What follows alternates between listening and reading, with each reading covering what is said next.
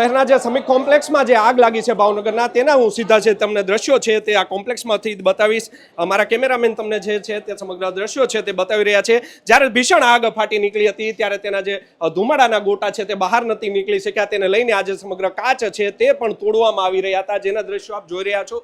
સાથે જ અહીંયા જે હોસ્પિટલો આવેલી છે, નાઇસ ચિલ્ડ્રન હોસ્પિટલ છે, તેના પણ હું દ્રશ્યો છે તમને બતાવવાના જે પ્રયત્ન કરીશ. હાલ જે આખું કોમ્પ્લેક્સ છે તે સુમસામ બની ગયું છે. તમે સીધા જ તેના જે છે તે દ્રશ્યો જોઈ રહ્યા છો. આખા જે કોમ્પ્લેક્સમાં છે તે ધુમાડો છે તેના ગોટા જે છે તે વળી ગયા હતા, જેને લઈને અનેક જે બાળકો અહીંયા આવેલા છે તેઓનું પણ રેસ્ક્યુ ઓપરેશન છે તે કરવામાં આવી રહ્યું હતું.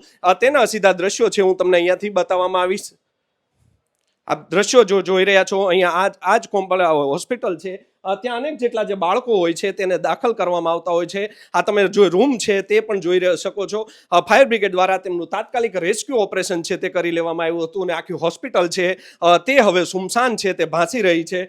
સાથે જો વાત કરવામાં આવે તો આજે જે બાળકોની જે હોસ્પિટલ છે ત્યાં માત્ર હવે બાળકોના જે રમકડા છે તે જ વધ્યા છે, લોકોનો સામાન છે તે પણ અહીંયા પડ્યો છે.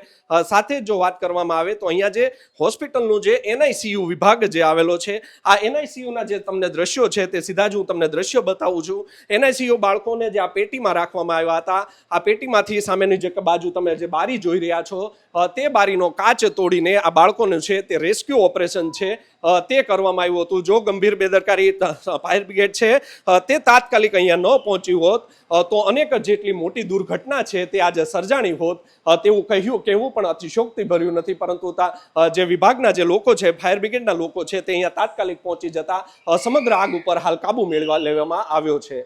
યશપાલસિંહ ચૌહાણ, નવજીવન ન્યૂઝ, ભાવનગર.